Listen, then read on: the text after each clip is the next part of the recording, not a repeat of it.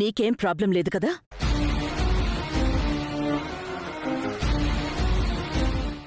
Madam, problem ఉంటే కిందకి వస్తారా ఆంటీ? సరే పంతులు గారు కానివ్వండి.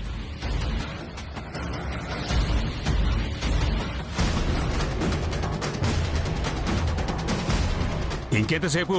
ఆలస్యం అయిపోతుంది, తొందరగా పోనీ.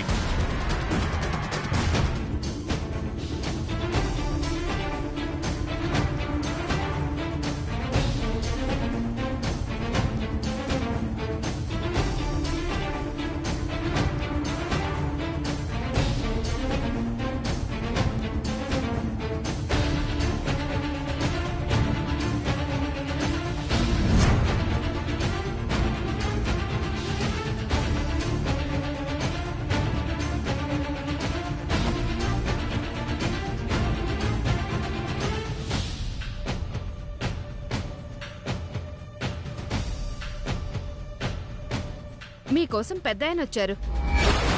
పెద్దయ్య ఇక్కడికి ఎందుకు వచ్చారు?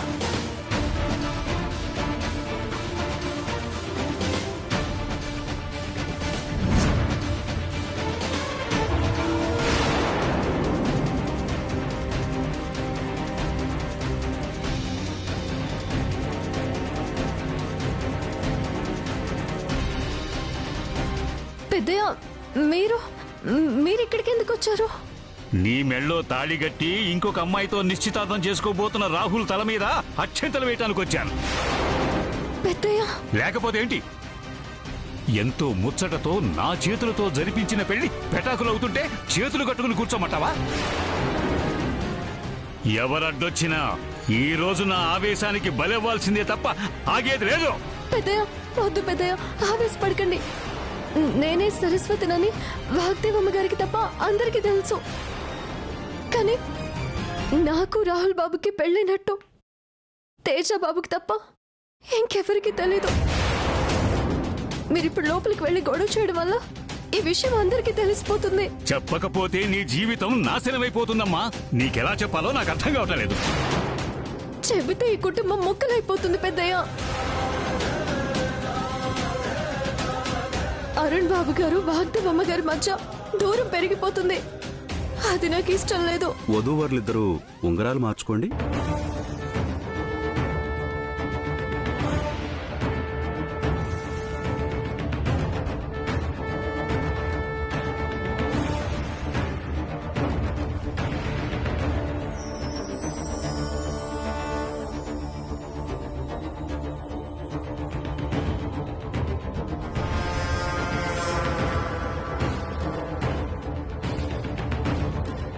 మీరు వెళ్ళిపోండి పెద్దయ్య, ఇక్కడ ఉండొద్దు.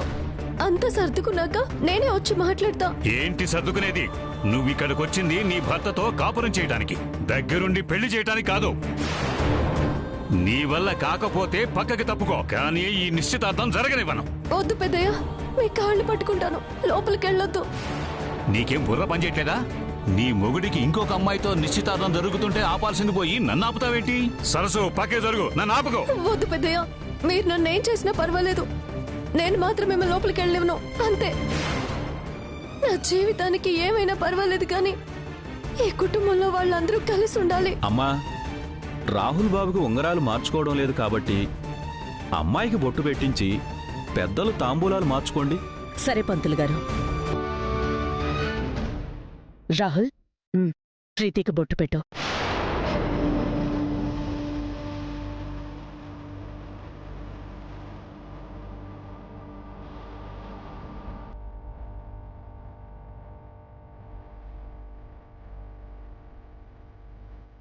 ఏం ఆలోచిస్తున్నావు రాహుల్? బొట్టు పెట్టు.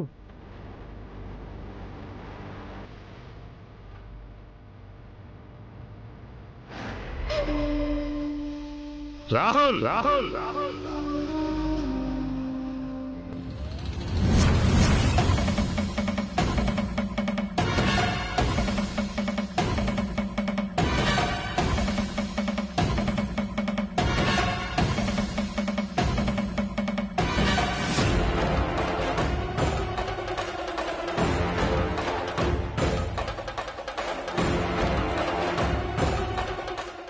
కరెక్ట్ టైంకి వచ్చారు తాతయ్య.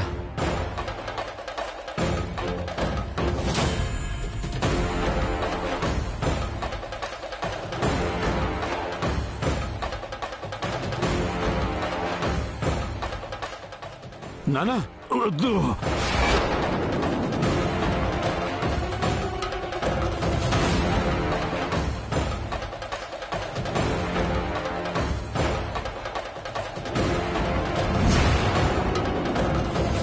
ఏంట్రా అలా చూస్తున్నావు?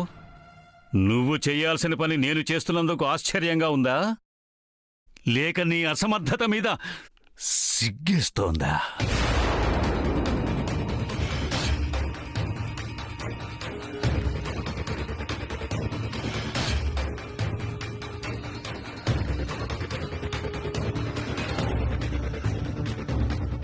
నీ స్నేహితుడికి అన్యాయం చేశాననే కదా ఇన్ని సంవత్సరాలు నన్ను దూరంగా పెట్టావు. మరిప్పుడు నువ్వు చేస్తున్న న్యాయం ఏంట్రా?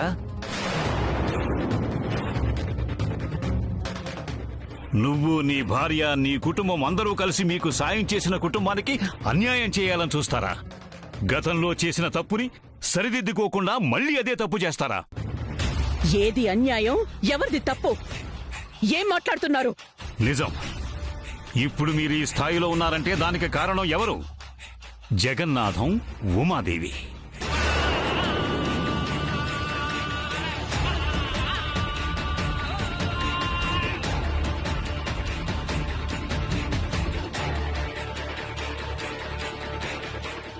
మీరు అందలం ఎక్కితే చూసి సంతోషించాలనుకున్నారు గాని ఇలా పొగరుతో కళ్ళు నెత్తికెక్కుతాయని ఏనాడు ఊహించి ఉండరు.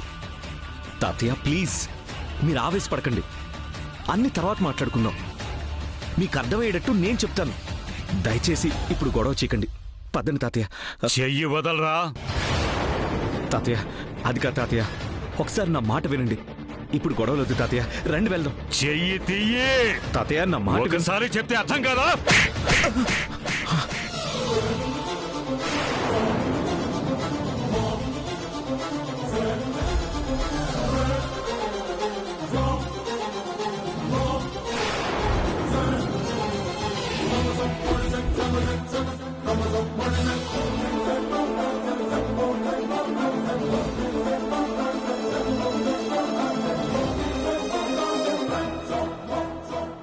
నా ముందే నా కొడుకుని కొడతారా? నీ కొడుకు బాధ చూస్తేనే ఇంత కోపం వచ్చిందే.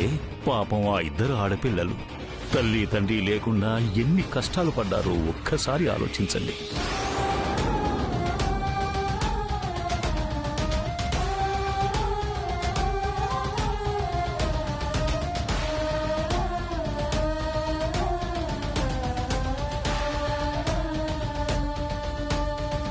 చూడండి, ఇంట్లో శుభకార్యం జరుగుతోంది. మాకు మీతో వాదించేంత టైం లేదు.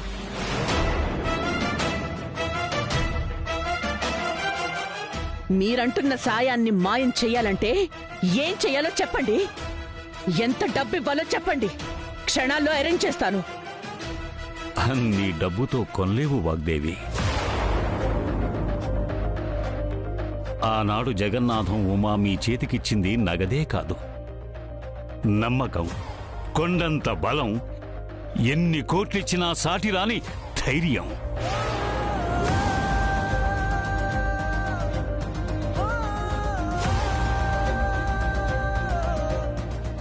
సరస్సు విషయంలో కూడా అదే న్యాయం జరగాలి. మీ కుటుంబానికి దొరికిన నమ్మకం, బలం, ధైర్యం ఆ కుటుంబానికి కావాలి. సరస్వతి ఇంటి కోడలు కావాలి. సరస్సు రాహుల్ పెళ్లి జరగాలి.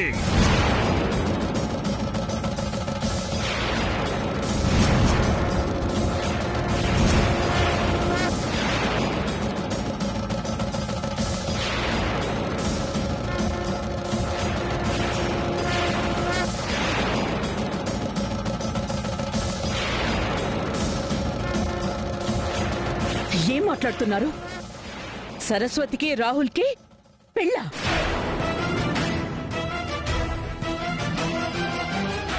వాళ్ళు చేసిన సాయం గొప్పదే కాదన్ను, కానీ దానికి ప్రతిగా నా కొడుకు జీవితాన్ని, ఇన్నేళ్ల నా స్టేటస్ ని, నా సామ్రాజ్యాన్ని బలి చెయ్యలేను. ఎందుకు బలవుతాయి వాగ్దేవి? నువ్వేం మాట్లాడుతున్నావో నీకు అర్థమవుతోందా? నాకు కాదు, నీకే అర్థం కావడం లేదు.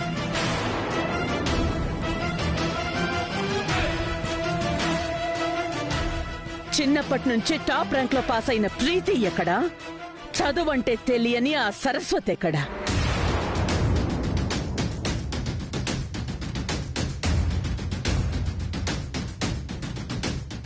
సొంతంగా బిజినెస్ చేయగల సామర్థ్యం ఉన్న ప్రీతి ఎక్కడా? సొంతంగా పేరు కూడా రాయలేని మీ సరస్వతి ఎక్కడా?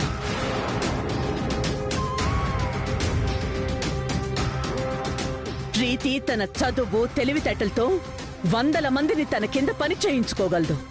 మీ సరస్వతి 100 అవకాశాలిచ్చినా ఒక్క కంపెనీలోనైనా ఉద్యోగం సంపాదించగలదా?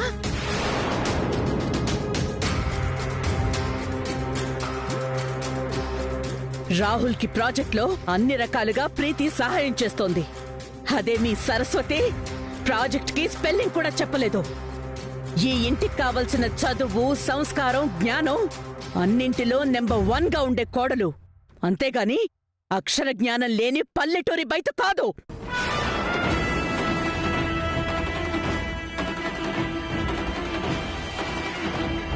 ఈ వాగ్దేవి కోడలవ్వాలి అంటే మా అంతస్తుకి తగ్గ అర్హత, ఆస్తికి తగ్గ స్థాయి ఉండాలి. చాలా బాగా చెప్పావు వాగ్దేవి. ఏంటి ఏమన్నావు? అర్హత, స్థాయా?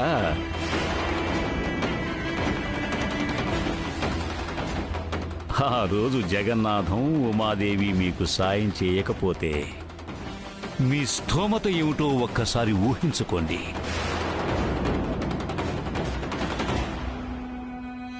మీ స్థాయి ఎంత అధఃపాతాళానికి దిగజారిపోయి ఉండేదో అది తెలుసుకోండి.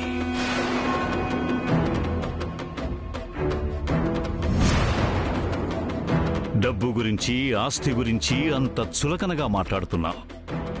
నువ్వు అమెరికా నుంచి తిరిగొచ్చినప్పుడు నీ విద్యా సంస్థలు సమస్యలో ఉన్నాయి. నీ పెద్ద కొడుకు అరెస్ట్ అయినప్పుడు కోట్ల కొలది ఆస్తిని విస్మరించేసి ఇచ్చి రక్షించిందెవరో తెలుసా?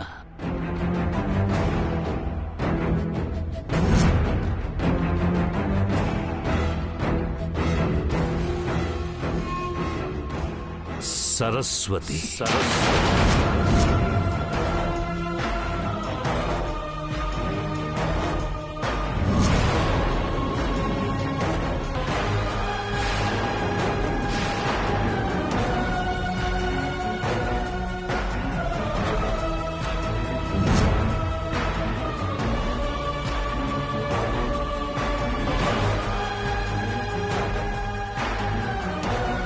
మీకోసం, మీ కుటుంబం పరువు కోసం 1000 కోట్ల ఆస్తిని 400 కోట్లకు క్షణం కూడా ఆలోచించకుండా అమ్మేసిందే డబ్బు మీద ఆశ లేని గొప్ప గుణం.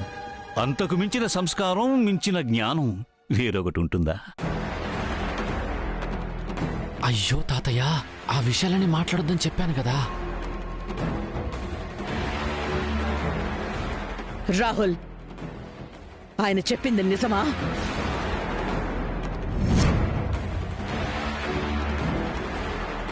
మాట్లాడు రాహుల్. అవును మేడం.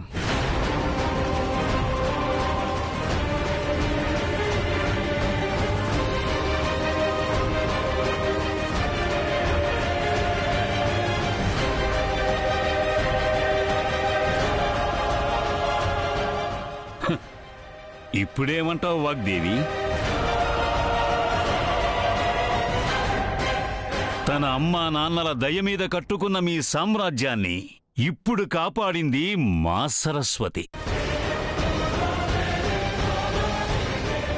అప్పుడు వాళ్ళు, ఇప్పుడు తను, వీళ్ళిద్దరూ లేకపోతే ఇప్పుడు మీ పరిస్థితి ఎలా ఉండేదో ఊహకు కూడా అందనిది.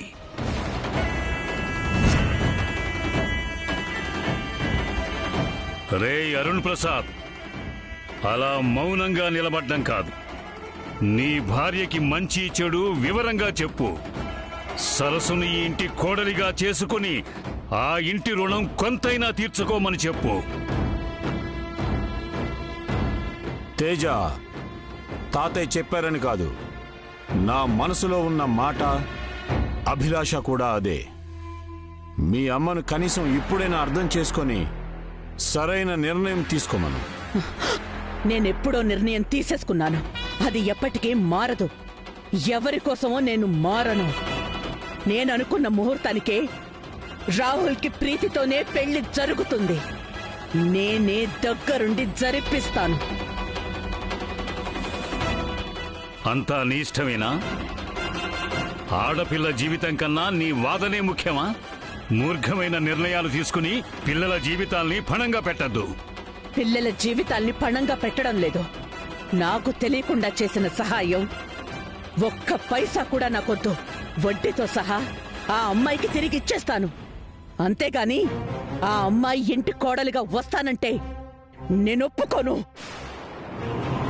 సరస్సు లాంటి అమ్మాయికి అన్యాయం చేయటం పాపంరా.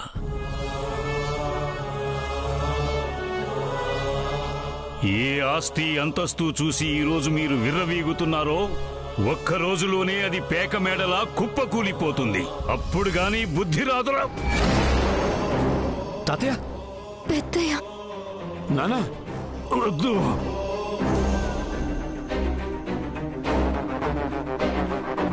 అన్యాయం జరుగుతుందని తెలిసి కూడా అసమర్థుడిలా ఎలా ఉంటున్నావురా?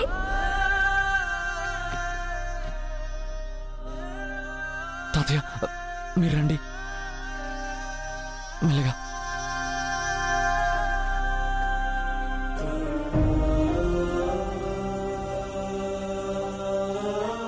వాగ్దేవి, ఇంత జరిగిన తర్వాత కూడా ఈ పెళ్లి నిశ్చితార్థం. పంతులు గారు, ఇప్పుడు మేము తాంబూలాలు మార్చుకోవచ్చా?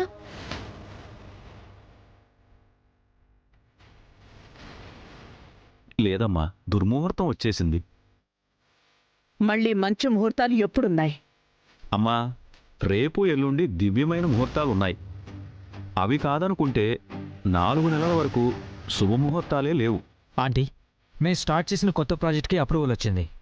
నేను ఎక్కువ డిలే చేయకుండా 10 డేస్లో యూస్ వెళ్ళిపోవాలి. సరే అభి.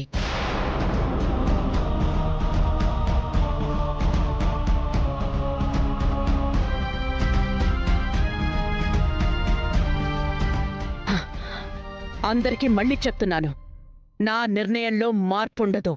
ఇదే నా final decision. No more discussions.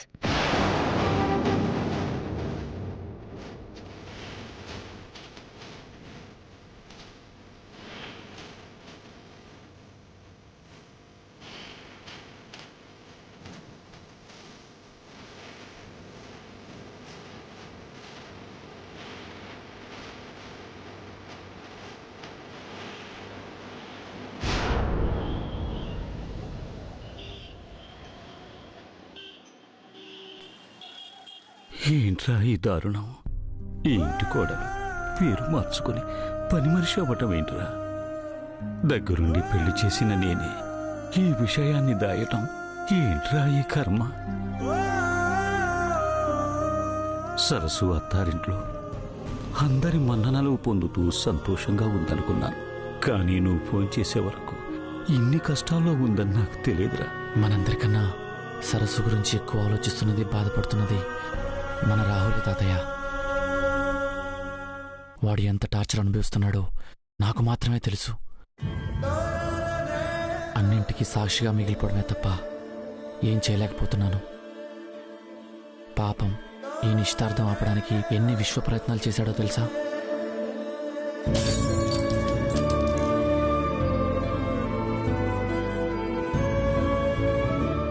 Anyway, thanks తాతయ్య.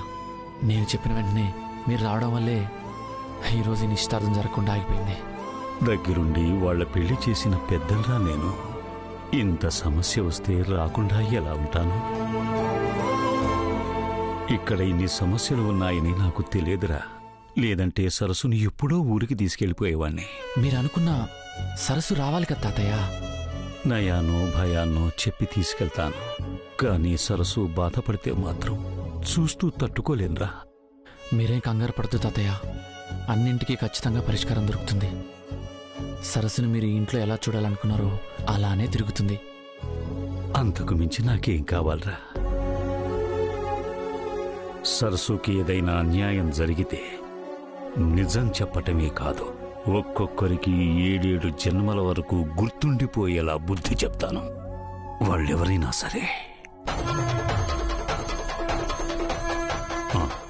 సరస్సుకి మీరున్నా లేకపోయినా ఎవ్వరికీ భయపడని ఈ తాతయ్య ఎప్పుడు ఉంటాడు. ఈ ఊపిరి ఉన్నంతకాలం సరస్సుకి ఏ సమస్య వచ్చినా క్షణం ఆలోచించకుండా వస్తాను.